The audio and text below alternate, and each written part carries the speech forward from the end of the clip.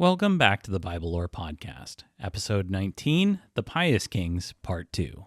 Since I'm doing a two-parter, I can do one of those last time on the Bible Lore Podcast deals, so let's do it. Last time on the Bible Lore Podcast, I talked with scholar Eve Feinstein about cultic purity in the Hebrew Bible, while also exploring the first 3 years of the reign of Assyrian King Sennacherib, son of Sargon II. The new king, faced with the ignominious disappearance and presumed death of his father, had to deal with revolts from nearly every corner of the Assyrian Empire as his subjects tested his mettle by refusing to pay tribute. He started with Babylon in 703, putting down their attempt to install a native Chaldean king, at least for now.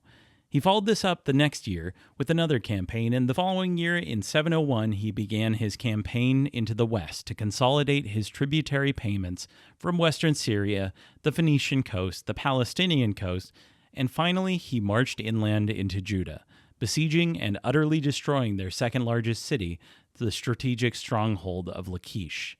Egypt was, as far as we know, not able to answer the Judahite King Hezekiah's call for aid, a call that seems to have been opposed by his court prophet and trusted advisor Isaiah.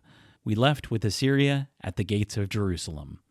I also discussed the book of Isaiah, how the first 39 chapters seem to have been a fairly coherent and complete work of literature related to the actual 8th century prophet in some fashion.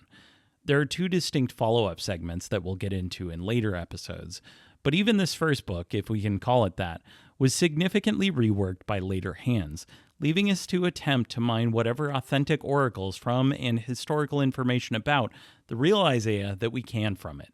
It's a tall order, and I can't promise that everything we discuss today really traces back to the actual guy, but we'll plow through this uncertainty. I'll be incorporating a few more segments from my interview on the topic of purity with scholar Eve Levavi Feinstein, a scholar of the Hebrew Bible and associate editor of the Posen Library, a terrific resource for exploring historical Judaism. In your book, you talk about disgust as a sort of powerful motivating factor for this concept. How does innate or learned disgust figure into this idea of pollution? So one thing I discovered when I was doing the research for my book is that there's a whole body of psychological literature about disgust, and the things that people find disgusting, as a general rule, fall into the same categories as things that are considered polluting, not just in the Bible, but cross-culturally. So some main sources of disgust are dead things, bodily discharges, certain physical conditions or illnesses, certain types of food, especially animals and animal products, and sex. For most people, not all food is disgusting and not all sex is disgusting, but if it's not the kind you like, then it's gross, right? And what do you do when something is disgusting? You avoid contact with it. So disgust, as you suggested, can be innate or learned. And within those general domains, society can tell us what to be disgusted by. In our culture, for example, it's disgusting to eat cats and dogs or insects. Sure. But those are okay in other cultures.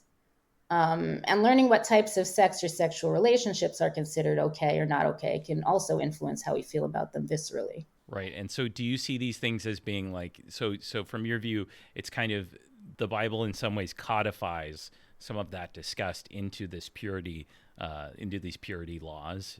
Is that kind of the idea here? Yes, I think so.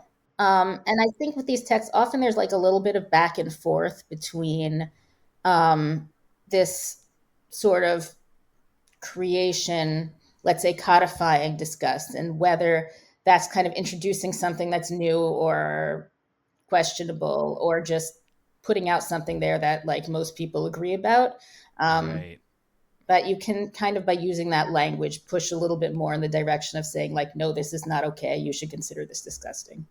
More from my interview with Eve throughout the episode. Today's main sources are, once again, Eckart Frahm's Assyria, along with Marc van de Mieroop's A History of the Ancient Near East. These and all other sources, as always, and there are quite a few I'm drawing from today, will be listed in the bibliography portion of the episode description. And you can find my full interview with Eve at patreon.com/BibleLorePodcast.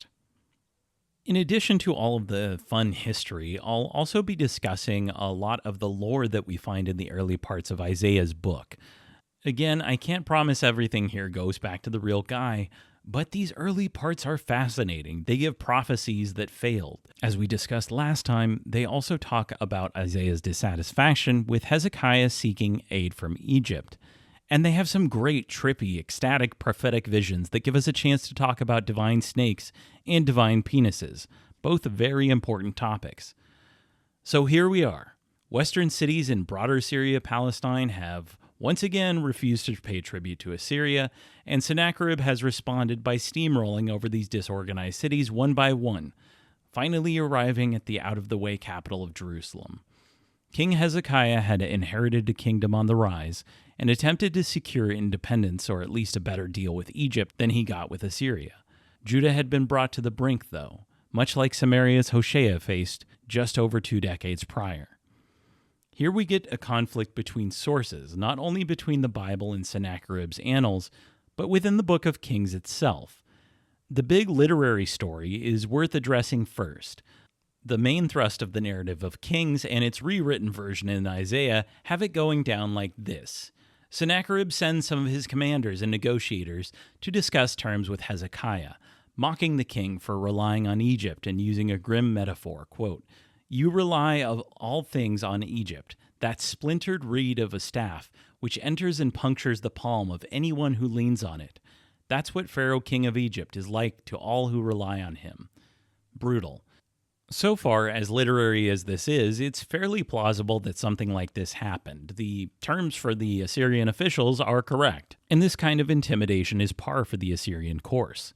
But the story takes on a more theological flair as the negotiator continues his ridicule of Hezekiah, telling him not to trust in Yahweh to save him, noting that the Assyrians are there on Yahweh's behalf as punishment for Judah's sins. This all falls in line with the book of Isaiah's curious emphasis that it is not the wicked foreign kingdoms, but Judah's own lack of piety that is the primary driver of the Assyrian campaign, a marked difference from older prophets like Amos and Hosea, who spill a lot of ink blaming the other kingdoms and piling curses upon them. That is far less emphasized in Isaiah. So the negotiations continue with a letter from Sennacherib himself, emphasizing the point that no other patron god had saved any of their cities so far. The earlier negotiator had listed some of the cities Assyria had conquered in his mockery, including a few in the north that we've briefly discussed so far that were attacked and claimed by Tiglath-Pileser and other recent Assyrian kings, Arpad, Hamath, and Samaria. So far, so good. But then, in this letter, the author of the biblical passage makes a little goof that belies the context that he's actually writing in, as Frahmn points out, quote, "But the places mentioned in Sennacherib's putative letter are different. They include Gozan, Haran, and Retseph, which had been part of the Assyrian kingdom since much earlier times and would therefore have been poor precedents for the danger in which Jerusalem found itself in 701. All 3 of them, however, are known to have been seized in the late 7th century by the Babylonian kings Nabopolassar and Nebuchadnezzar II, and it is tempting to assume that the message in the letter to Hezekiah reflects these later conquests. The composition of the letter episode in 2 Kings 19:8-14 must accordingly be dated to the 6th century, long after Sennacherib's campaign. It was probably grounded in the preoccupation of later biblical authors with Nebuchadnezzar, the Babylonian monarch responsible for finally bringing Judah's independence to an end and sending the Judeans in 597 and 586 BCE to the rivers of Babylon. Sorry for the narrative spoilers. And so not only do we have confirmation that this episode might just be a bit of a later composition, we even have a pretty solid candidate for when it was written. So let's proceed then with this literary creation before we get to the big plot twist. Hezekiah starts to have a meltdown, but the prophet Isaiah, present here, reassures the king with Yahweh's words and encourages him to stand firm against the intimidation, for Yahweh, regardless of what the Assyrians say, will surely deliver them. Quote, "I will send an ill spirit into him. He will hear a rumor and return to his land, and I will make him fall by the sword in his land." The ill spirit here seems to be a deception of some kind, though it's not clear because no deception really occurs. Instead, Isaiah gives a poetic speech from Yahweh to the king, an oracle, assuring him that Jerusalem will not fall, and that because of the pious remnant, what he calls the stump of Jesse, that's David's father, A new tree of a righteous kingdom will sprout from this stump. Hezekiah, reassured by his God, holds firm. And that night, Yahweh's executioner descends on the encamped Assyrian army. Quote from 2 Kings 19.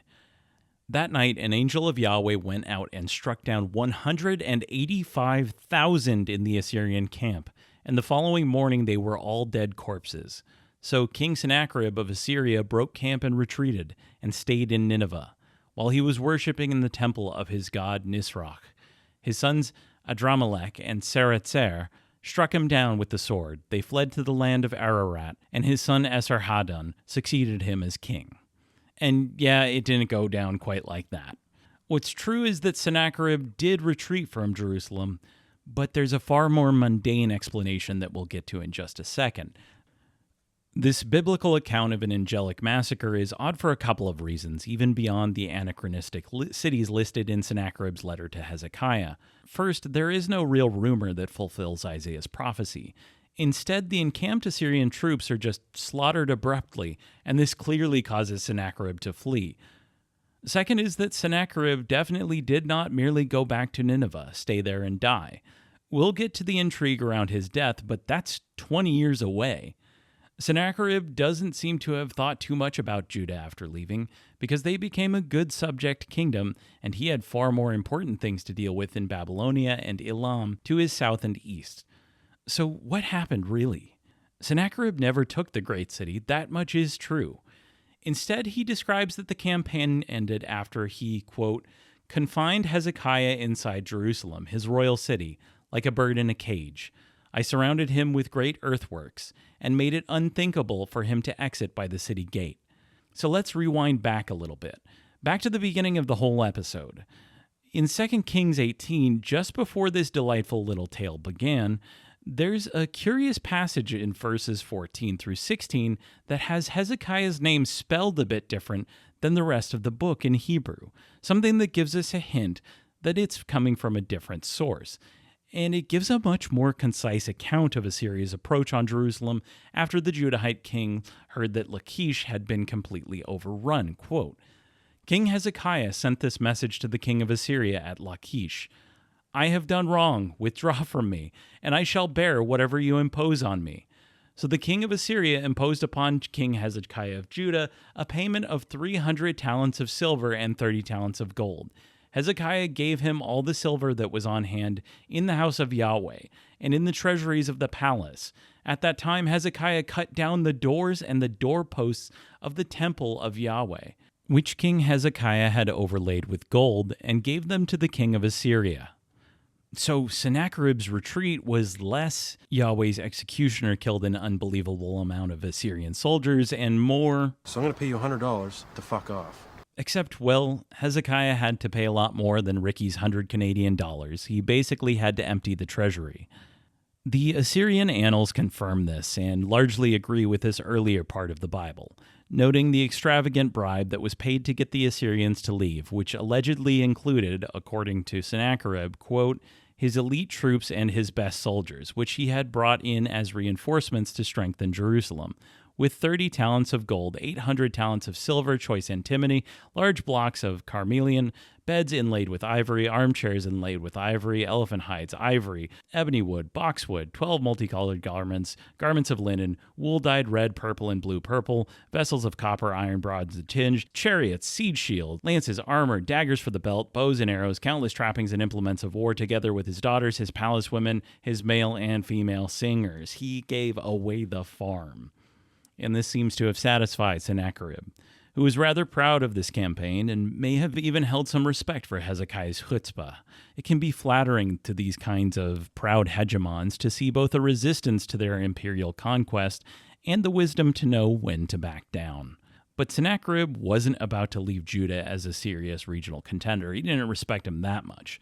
He destroyed an enormous amount of the kingdom, and while he accepted Hezekiah's offer to be a loyal vassal again, he also seriously shrunk the borders of Judah, giving much of their land to surrounding kingdoms that he trusted more, and he increased the annual tribute on top of what the Assyrians had previously demanded from Judah. Finkelstein and Silberman sum up the realities behind the text well. Quote, Faith in Yahweh alone did not save Hezekiah's territory against the wrath of the Assyrians. Large parts of Judah were devastated, and valuable agricultural land in the Shephelah was given by the Assyrian victors to the city-states of Philistia. Judah's territory shrank dramatically. Hezekiah was forced to pay a heavy tribute to Assyria, and a significant number of Judahites were deported to Assyria. Only Jerusalem and the Judean hills immediately to the south of the capital were spared. For all the Bible's talk of Hezekiah's piety and Yahweh's saving intervention, Assyria was the only victor.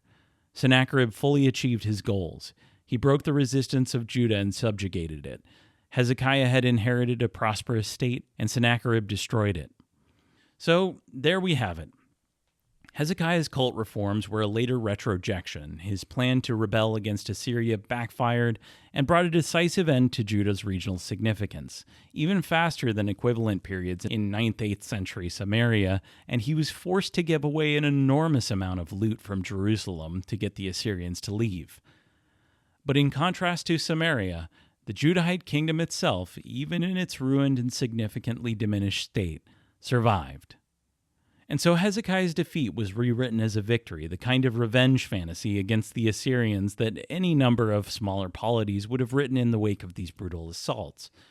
Interestingly, the destruction and looting of so many of Judah's shrines and temples by Sennacherib unintentionally resulted in a curious dynamic, as it set the stage for Jerusalem's real claim to being the center of all things Yahweh, at least in Judah, under Hezekiah's great-grandson Josiah. Many of these cultic sites were never rebuilt, as Judah never fully recovered, and this greased the skids for a promotion of Jerusalem's temple over and against all other cultic sites. But let's talk about temples a little bit. When a person went to the temple, be it in Jerusalem or elsewhere, they might offer a grain or animal sacrifice for a variety of reasons, be it a periodical offering that was owed each year, or an offering for a periodic festival, or a broad variety of other reasons. One of the functions of sacrifice was to feed the gods, as they were thought to have bodies of some kind that cultic rituals could interact with. For sacrifices, they were designed to feed the gods most of the time. Francesca Stavrakopoulou points out that in one Sumerian myth, the function of humans as those who feed the gods is traced back all the way to creation itself. In this story, low-status deities are initially tasked with growing and preparing food for the gods, but they hate the work. Quote, when the high god Enki is told that they are complaining about their life, smashing up their tools and blaming him for their miserable fate, he devises a way to call a halt to the unrest. He engages the mother goddess Namu and her assistant birth goddesses to shape new life from wet clay. Mortals are made, and the burden of feeding the gods is imposed upon them. End quote. In the Bible, the status of food sacrifices as literally feeding the gods, especially Yahweh, is often obliquely referenced, particularly in passages like this one from Leviticus 2, quote, when anyone presents a grain offering to Yahweh, the offering shall be of choice flour. The worshipper shall pour oil on it and put frankincense on it, and bring it to Aaron's sons, the priests. After taking from it a handful of the choice flour and oil with all its frankincense, the priest shall turn this token portion into smoke on the altar, an offering by fire of pleasing odor to Yahweh. So outside of this function of feeding the divine and keeping them from getting hunger pangs, there were other benefits of offering sacrifices for humans, including removing ritual pollutants. It's something I talked to Eve about. So once you've been polluted, how does sacrifice interact with that pollutant, and how does it function kind of with the pollution and with your kind of pollution status or your purity status? That is interesting. Certain types of impurity, as I said before, do require a sacrifice. There's some disagreement among scholars as to whether the sacrifice purifies the person or the sanctuary, or both. Human impurity can contaminate the sanctuary, and the blood of sacrificial animals, weirdly, acts as a kind of ritual detergent for the altar. So it has some role in purifying the sanctuary, which again implies that the individual's pollution or the individual's contamination can also contaminate the sanctuary, the altar. There is one case, a case of someone recovering from this skin disease, in which a bird is slaughtered and the blood is applied directly to the person. This is a kind of elimination ritual. Then the blood of the dead bird is put on the blood of a living bird, and then the living bird is like sent off to fly away. And that's a way of apparently getting rid of the contamination. That's interesting, unusual. Yes. Where's that verse at? It's in Leviticus 14, I think. Okay. That's interesting. It almost reads as a kind of miniature version of the scapegoat ritual to some extent, which is really fascinating. Because that same idea, I don't remember if there's blood on the priest's hands when they touch the goat that's to be sent away. Yeah, I think there's nothing specific about that, I think, but it is definitely the same kind of ritual. And that was pretty common in ancient Near Eastern cults. Those are the only two times, I think, that occurs in the Bible. And so sacrifices could be a powerful aid in removing pollutants and ensuring your contamination didn't lead to negative consequences. The magic of food could also go in the other direction, though, from God to human. Much like some folks today think bone broth or other alleged superfoods or whatever you have, tinctures, are cures for all that ails. There's, this magical quality to it a lot of the time. But to talk about that, let's get back to our pious king, Hezekiah. After this tale of the siege that never was, there are two more relatively minor episodes in Hezekiah's tale which likely have little to do with the real historical guy. In the first of these episodes, he falls ill, and Isaiah tells him he's going to die. Yahweh has decreed it. But the pious king weeps profusely and prays to Yahweh to change his mind, reminding his God of just how good a king he's been all these years. Yahweh, once again defying later theological ideas that God never changes his mind, well, he changes his mind. He's moved by Hezekiah's prayer, and Isaiah sends some of the king's men to fetch a common ancient Middle Eastern healing food, a cake of figs. The king eats it, but, not quite convinced, asks for a sign to ensure his survival. And there's a difficult and puzzling reference to what seems to be a bit of ancient divination, where the king's sundial gives an irregular reading, moving backwards like a clock moving backwards, indicating that his God has indeed heard him. The oracle of Isaiah was good, and Hezekiah survives. The second and final episode in Hezekiah's life gives us a segue to the latter decades of Sennacherib's reign. The king of the distant people of Babylonia, one Merodach Baladan, rendered in many manuscripts incorrectly as Berodach Baladan, hears about Hezekiah's illness and sends messengers with gifts and a letter to the ailing king. Hezekiah shows these envoys all of the remaining treasures of Jerusalem, the kind of tour one might expect for foreign emissaries. Isaiah and Hezekiah have a conversation about this relatively mundane incident, one that, once again, shows just when and for whom this account was written. The prophet tells the king, quote, "Hear the word of Yahweh. A time is coming when everything in your palace, which your ancestors have stored up to this day, will be carried off to Babylon. Nothing will remain behind, said Yahweh, and some of your sons, your own issue, whom you will have fathered, will be taken to serve as eunuchs in the palace of the king of Babylon." Hezekiah declared to Isaiah, "The word of Yahweh that you have spoken is good," for he thought it means that safety is assured for my time. This, then, is a prophecy about a near future, where Jerusalem will be sacked and Hezekiah's own descendants will be taken by the Babylonians. Once again, the shadow of Jerusalem's downfall under the coming Babylonian menace looms large over these stories. Even if the Chaldeans weren't anywhere near the real political power at this point, Babylon plagued the rest of Sennacherib's reign. The king mentioned in the passage in 2 Kings was a real guy called Marduk Apla Edina II. The Assyrian king feared the phantom of his father's disappearance, a spirit wandering the earth to cause trouble to those who'd failed to recover his corpse, and Marduk Apla Edina fulfilled that role as a slippery rebel figure who the Babylonians constantly sought to install on the throne, but who Sennacherib could never manage to capture or kill. This is, unfortunately, not a pure Assyriology podcast, so I can't go into the full details, but I mentioned last episode that the ruler of Babylonia changed 7 times during Sennacherib's lifetime. Frahmn's chapter on this incident is phenomenal. I cannot recommend his book enough. I've read this history a few times from a few historians in my research, and his version lays it out the best. But to sum it up, One of these many kings installed on the Babylonian throne was Sennacherib's own son. But during an invasion from the eastern kingdom of Elam in Iran to the east, Sennacherib's son was kidnapped and disappeared from history. He was almost certainly murdered, and this was one of the last straws for the Assyrian king. His predecessors had shown an intense deference toward the ancient and prestigious Babylonian culture. Former and future Assyrian kings would name themselves the king of Ashur and Babylon. Sargon II, as militaristic as he was, became so enamored by the ancient city and spent several years there away from campaigning, celebrating the famous Akitu New Year's festival.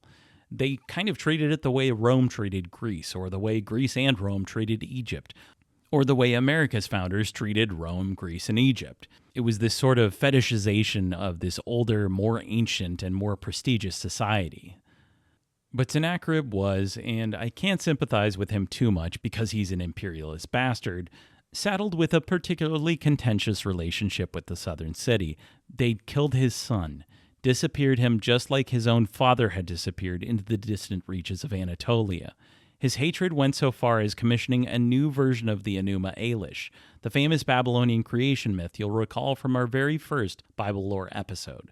But this time with Ashur, the patron god of Assyria, replacing Babylonians' patron god Marduk as its hero.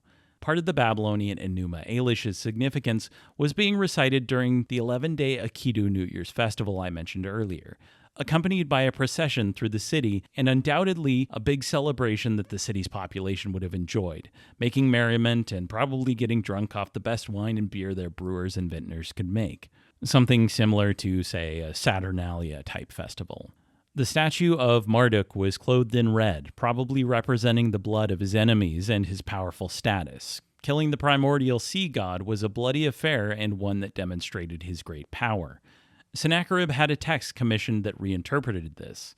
Marduk was instead brutally captured, placed on trial at the Akitu house, the cultic site of the festival, convicted and executed, and that's why it said his clothes were red. One can imagine him seeing this as divine revenge for his murdered son. You kill my kid, I'll kill your god. Sennacherib fucking hated the Babylonians, if it's not clear at this point. In 689, some 12 years after his campaign in Jerusalem, and after several campaigns into Babylonia, he razed that ancient city to the ground, but with much more hatred than he'd done with Lachish. This time it was personal. The city was never fully abandoned, of course, but the point was made, and Sennacherib had taken the imperialist campaigning of Assyria to a fever pitch. Much of the remainder of Assyria's existence as an empire would repeat this destructive pattern, as tensions with Babylon and Elam would never disappear. So while the narrative of Kings paints Sennacherib as retreating from Jerusalem, doing nothing, and dying at the hands of his sons, over 80% of his career took place after this Western campaign, and because of the troubles in Babylon and the massive success of his campaign into Judah, he simply never had to worry about them again.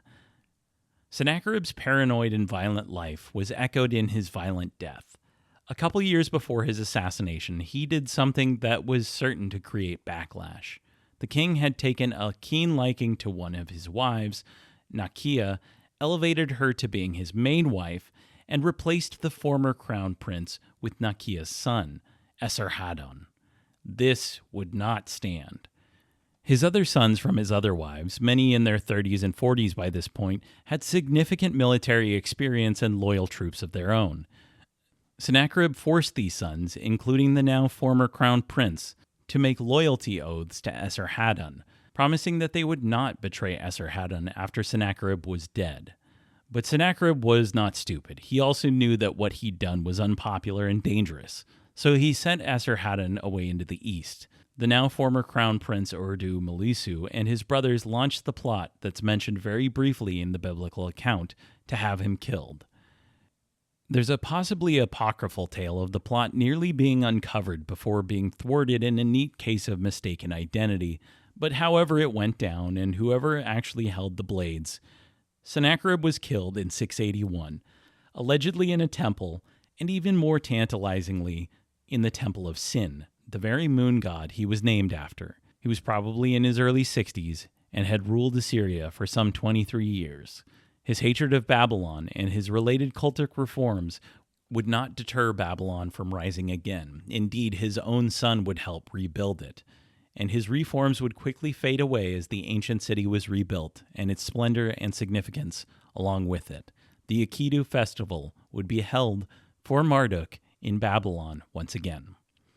His son Esarhaddon made a glorious return to Nineveh, however, and over time managed to secure his claim to the throne from the half-brothers who had killed their father.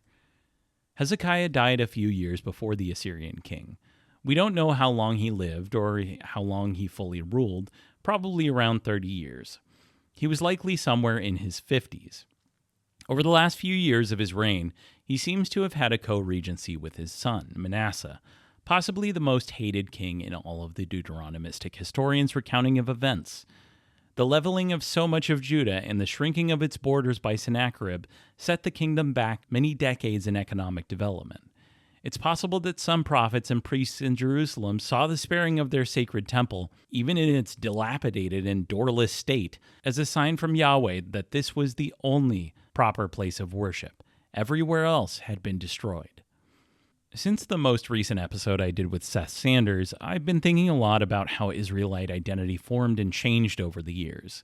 When I research this show, sometimes I'll do something a bit naughty and search through the academic biblical subreddit. Yes, Reddit is a demonic place for terrible people repeating the same corny jokes to each other, and botted political discussions managed by bad actors and morons. However, niche communities like this one often fare a bit better. So I went and searched for Hezekiah. And among the many posts in the subreddit, there were a couple of questions that stood out, including one that asked why the Israelites, quote-unquote, broke off from the Canaanites. And this gets to one of the most common misunderstandings of this history that I hope my show can help clarify a bit. The Israelites were a kingdom that we just saw fall, and we frankly don't know very much about them and their culture with much confidence. We know the names of many of their kings and about when they reigned. We know that they worshipped Yahweh as their patron and chief god for most of their time, likely among many other gods, most of whom were subservient to Yahweh outside of his father El, whenever those two gods were merged and however long that process took. And we know that their temples and language and mythology looked a lot like the kingdoms around them.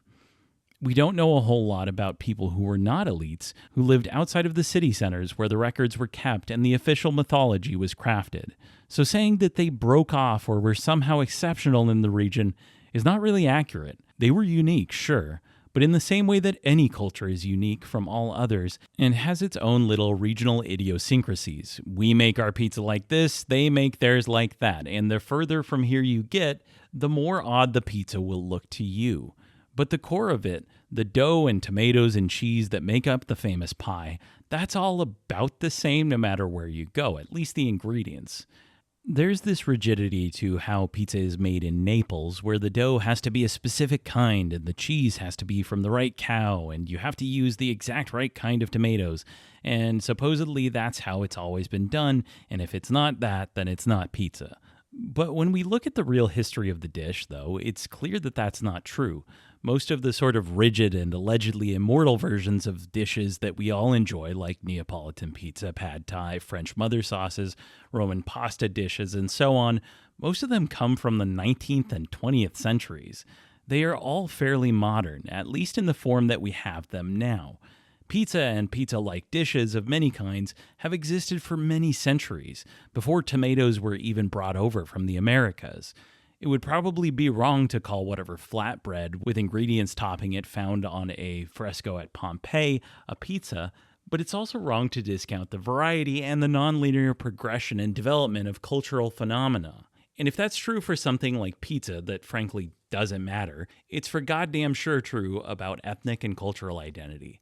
And in the case of Judaism and its precursors, one particular variety of this common regional identity, this cultural precursor to pizza, would survive, even as it changed down to our present day when it's still changing, and that's what we're trying to contextualize in history on this show. And to continue on with this stupid metaphor that I'm forcing myself to use, we can see bits and pieces of Hezekiah's cultic proto-pizza recipe, through the archaeological discoveries from his royal court and kingdom. Let me tell you, they do not look like what we find even in the Hebrew Bible, at least not as the Deuteronomist would have it, let alone what later Jews practiced. The archaeological evidence does not point to a pure Yahweh-only cult centered only in Jerusalem. So let's talk about a few examples of that. First, in a royal seal, what's called a bulla, that's to this time and is from Hezekiah's court, Yahweh is portrayed as a solar deity, the exact kind of thing that is condemned in later biblical writings. He's still, to whatever extent, a sun god, something unthinkable to Josiah's scribes and their later fanboys who wrote many of these tales. They claim in 2 Kings 23 that Josiah's men destroyed objects that were devoted to the sun god, and yet here we have Yahweh portrayed as just such a god, a winged solar deity, straight from the king's main office. To talk about more examples of what later would be deemed illicit cult in Hezekiah's time, particularly snakes, let's get back to Isaiah's book. Isaiah seems to have been a critic of the wealth inequality caused by the explosive growth of Jerusalem. He's said to have preached against the rich in the tradition of Amos and Micah. Quote, "Stored wealth shall become as tow, and he who amassed it as a spark, and the two shall burn together, with none to quench." Other oracles also presage an almost post-apocalyptic utopianism, dreaming of a day without war. Quote, "Thus he will judge among the peoples, and arbitrate for the many peoples, and they shall beat their swords into plowshares, and their spears into pruning hooks. People shall not take up sword against people. They shall never again know war." And those lines were famously turned into a spiritual song by African-American slaves. Isaiah also deals in some pretty fascinating deity lore. As I touched on a bit last time, the way the prophet's book is structured starts with a few chapters of oracles before really getting going in chapter 6, which seems to be another beginning, probably the original opening. The chapter is presented as a vision that Isaiah receives. And as always, we must remember the words of Major Garland Briggs on the difference between visions and dreams. A vision I had in my sleep last night, as distinguished from a dream, which is mere sorting and cataloging of the day's events by the subconscious. So the vision begins. "In the year that King Uzziah died, I beheld my Lord seated on a high and lofty throne, and the skirts of his robes filled the temple."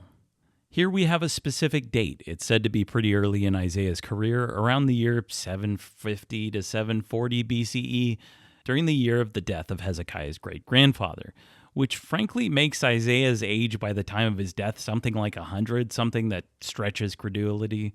Anyway, Yahweh himself is envisioned as a massive man, so massive that the edge of his robe filled the temple in Jerusalem, which it functions in some kind of metaphorical parallel as his divine royal palace. The king's palace would have shared the same complex as the state temple, typically the most important and exclusive cultic site in any kingdom, helpful in emphasizing the king's connection to the divine. Scholar Francesca Stavrakopoulou notes that the skirts of his robe could be a reference to Yahweh's enormous penis, though I think the more likely euphemism for divine hogs comes a bit later, so let's continue. Seraphim were stationed over him, 6 wings for each one. With 2 it would cover its face, and with 2 it would cover its feet, and with 2 it would hover. And each called out to each and said, "Holy, holy, holy is Yahweh of armies. The fullness of all the earth is his glory." This verse would go on, like much of Isaiah, to have messianic and apocalyptic connotations, and it eventually became very significant among Christians. Here, the vision is terrifying to Isaiah. The beings described there are often envisioned and later imagined as angels, but each is a divine being called a seraph, which means burning one. Often portrayed as snakes with wings and arms and legs, they are also related to the eagle-headed griffins of Egyptian mythology and may have been envisioned in this way as well. When it says one set of wings covers their feet, it's possible and even likely that it's referencing their genitals, hiding their shameful cocks while in the presence of their God, in addition to their eyes, which are not allowed to gaze upon the high God. Isaiah, seeing all of this, cries out in terror, quote, "Woe is me, I am lost, for I am a man of unclean lips, and I live among a people of unclean lips. Yet my own eyes have beheld the King Yahweh of armies." Isaiah is horrified at being transported into this vision, for seeing divinity was a one-way ticket to the grave in ancient times, especially a patron god as powerful as Yahweh. One of the seraphim flies down and touches his lips with a burning coal to purify them in flame. Protected by this purification magic, he's ready to approach the divine king and ask how he can serve his God. Yahweh tasks him with preaching to the people, but notes that he has made it so that they will not listen, saying, quote, "Keep listening, but do not comprehend. Keep looking, but do not understand. Make the mind of this people dull, and stop their ears, and shut their eyes, so that they may not look with their eyes, and listen with their ears, and comprehend with their minds, and turn and be healed." Now, this is very difficult to understand as the words of a just God, one who forces the people to not listen to his good advice. It's caused a variety of interpretations and theological readings. Tenses get changed, the definition of justice gets changed, God gets turned into a Lovecraftian cosmic nightmare, whatever you've got to do to deal with it. But the passage makes a hell of a lot more sense if we consider it the words of a prophet who felt that the people didn't listen to what he had to say. See, it wasn't that I was a bad prophet and messenger of the deity's words, or even that the people were unreceptive of their own free will, but indeed it must have been God's plan in the first place to not let them listen to me. It's cope. The consequences of this action are said to be what we've gone over in the last 2 episodes. The majority of Judah will be destroyed for not listening to this message that they were destined not to listen to, and a mere 10% of them will survive and turn toward their God. But from that a new and glorious kingdom will emerge, one that will bring Jerusalem to new heights of piety and success. That's not quite what happens, but it makes sense if it's being written in the time of Josiah, before everything came crashing down. Other parts of Isaiah and much of Jeremiah and Ezekiel instead talk about this restoration as a return from exile, which helps establish when some portions were written with some kind of approximation. This Isaiah passage dates sometime before the exile. The others mentioned probably came after it. But anyway, that's Isaiah's experience seeing his God and living, one of the few to pull off this feat in the biblical text despite other authors, like one writing in Exodus 33, insisting that no man may see Yahweh and live, not even Moses. Through the power of hot coal magic delivered by snake gods, though, Isaiah becomes an exception to the rule. These aren't the only divine serpents in the Bible, though. In the show so far, we've dealt with a few snakes. The great sea serpent, Leviathan, and the non-divine serpent in Genesis 2, who is not only not Satan, but whose story is instead an etiology for why snakes don't have arms and legs, unlike their seraphim brethren, and why people hate snakes. But in my opinion, the author of the Genesis passage makes a critical literary error, in that he says that the garden would be protected from humans attempting to return to it by the chimeric cherubim rather than seraphim, which would have been much more fitting. I mean, these cherubim are said to have spinning fire swords. That's already a seraphim thing. They're the fire snake divinities, after all. It would have been so poetic. Anyway, my own dissatisfaction aside, there's another divine snake that we can explore. Something I mentioned in the beginning of part 1, during Hezekiah's introduction in Kings, is an interesting case where Hezekiah shatters an ancient cultic object. Quote, "He also broke into pieces the bronze serpent that Moses had made, for until that time the Israelites had been offering sacrifices to it. It was called Nehushtan." While the seraphim utilize fire purification magic to allow Isaiah to see his God and not die, the Nehushtan is said to have been a vector for healing magic instead. So let's go back to Moses guiding the Hebrews through the desert to find the origins of this object, particularly the version of events described in the book of Numbers. We reach the point where the older generation who had pissed Yahweh and Moses off have all died out, and then Moses' brother Aaron dies.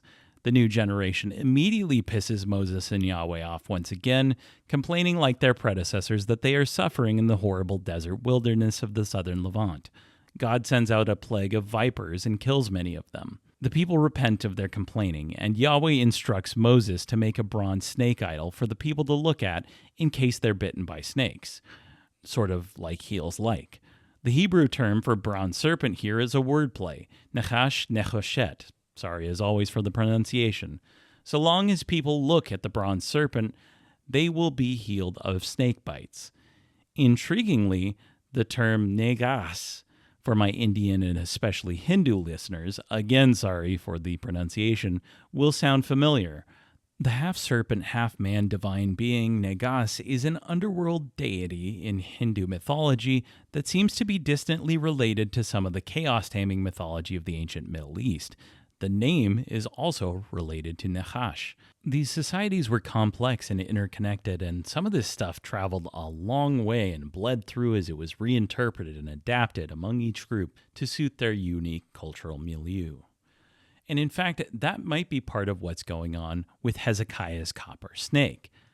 The fact that the Nehushtan is mentioned in Kings as well as Numbers makes it a bit more likely that it was a real cultic object, especially this far into Kings. The Numbers passage was likely an etiology for just why this serpent was significant and where it came from in the first place. And the reality of this object, or if I can be so bold, this class of object, is supported by the discovery of what seems to be just such a bronze serpent at the site of the Judahite town of Timnah, a place specializing in bronze metallurgy at Hezekiah's time. And what's more, just like the solar disk bulle, there is a royal seal with a winged serpent displayed on it from Hezekiah's reign with his name on it. A lot of this seems to have been part of Hezekiah's fascination with and relationship with the Egyptians, as he also had Egyptian-style scarab seals that have been discovered. Egyptians fucking loved bronze serpents too. They would sometimes be present on royal sarcophagi. So we have something like an Egyptian bronze serpent, an Egyptian scarab, and maybe an Egyptian Amun-style solar disk seal discovered from Hezekiah's reign. Yahweh-only denial of syncretism, the destruction of the Nehushtan bronze serpent. It seems instead that these alleged foreign influences that were later condemned actually flourished during Hezekiah's time. All of this makes the idea of Jerusalem exclusivity in Hezekiah's time, well, I just don't buy it. Instead, the picture this paints is of a kingdom brought low, with most of its cultic sites destroyed and robbed of their gods, and perhaps a clever group of Jerusalem-based figures who wanted to keep it that way. But if these Jerusalem supremacists exist during the time of Hezekiah's son, they did not get their way. Manasseh, doing what any king would do, attempted to restore Judah's splendor, including the worship of Yahweh throughout the kingdom. It seems unlikely that anyone opposed this at the time, but it made him a great candidate for a villain for the Deuteronomists. They assigned to him one of the greatest sins that the Hebrew Bible can imagine for someone, the sacrifice of his own child. We'll go into more detail about this in the next episode, but it's something I talked briefly with Eve about. Let's step back and talk about something a little lighter, a little less controversial, child sacrifice. Fun. What is it? Where does it appear in the Bible, and how does it relate to the Torah's law codes? Right. So there are a number of references to child sacrifice in the law codes, particularly in Molech, who seems to be some kind of underworld deity, and that is prohibited. But there are some cases in narratives where child sacrifice seems to be viewed as not so negative, maybe even positive. For example, Abraham's loyalty to God is revealed in his willingness to sacrifice Isaac, even though he doesn't ultimately go through with it. Jephthah vows to sacrifice whoever comes to greet him first when he comes home from war, and that turns out to be his daughter, which is very tragic. But still, the assumption of the story is that he has to go through with it. Even more strikingly, there's a story in 2 Kings where Mesha, the king of Moab, is losing a war to Israel and Judah, and he sacrifices his firstborn son, who is the heir to his throne, and that actually turns the tide of the war, so it works. There are also a couple of places where the Torah mandates that all firstborn sons must be offered to God, and that is connected to the practice of offering firstborn animals to God. Of course, the animals are sacrificed, which raises the question of whether the children were also supposed to be sacrificed. The law in Exodus 22 really doesn't seem to make any kind of differentiation. It's like, offer your firstborn animals to God, and also offer your sons. So there are scholars who look at that and say that means it's safe to sacrifice your firstborn sons.